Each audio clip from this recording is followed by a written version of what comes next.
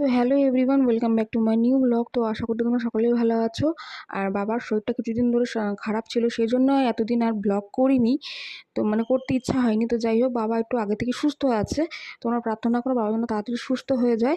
আজকে রবিবার, এখন বাজে সকাল 9টা। এখান থেকেই আমি আমার ব্লগটা শুরু করলাম। তো আজকের দিনটা কিভাবে কাটাই তোমাদের সঙ্গে সেটাই শেয়ার করব। তো চলো দেখতে থাকো। আজকে মেনুতে আছে শাক ভাজা এবং তারপরে আছে সজনে ডাঁটার চচ্চড়ি। তো মা এটা খেতে খুবই ভালোবাসে, মানে এটা দিয়েই বুড়ো ভাত খেয়ে নেয় আর কি।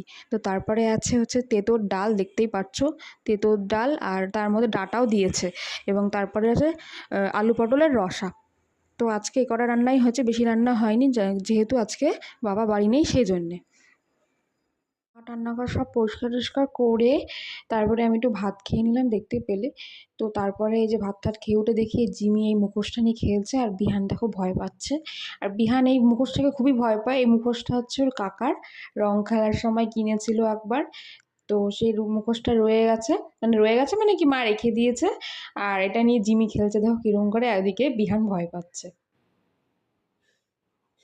তো জিমিকে আমি যতবারই বললাম জিমি দে মুখোশটা দে, তখনই ও কিন্তু ওখানে গিয়ে মুখোশটা নিচ্ছে। তো দেখো বাজে 12টা, আমি চলে এসেছি বিছানা গুছাতে এসে দেখছি মা বিছানা গুছিয়ে দিয়েছে, আর ওদিকে বিহান খেলছে, তোমরা দেখতেই পেলে।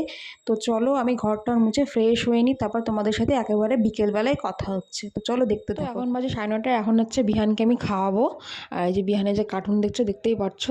তো ওকে খাওয়ার টাইমটায় আমি কার্টুন দিই। তো চলো খাইয়ে নিই, তারপর তোমাদের সাথে কথা বলছি। বিহানকে খাওয়ানো কমপ্লিট হয়ে গেছে। আর আমি, মা আর বিহান গেছিলাম একটু সেলের বাজারে জুতো কিনতে। ভাবছিলাম আমি একটা জুতো কিনবো, কিন্তু সেটা আর কিনতে পারিনি। প্রচণ্ড ঝড় বৃষ্টি বাজ পড়া শুরু হয়ে যায় সেজন্যে। তো আজকের ভিডিওটা এখানেই শেষ করছি, দেখা হবে নেক্সট ভিডিওতে।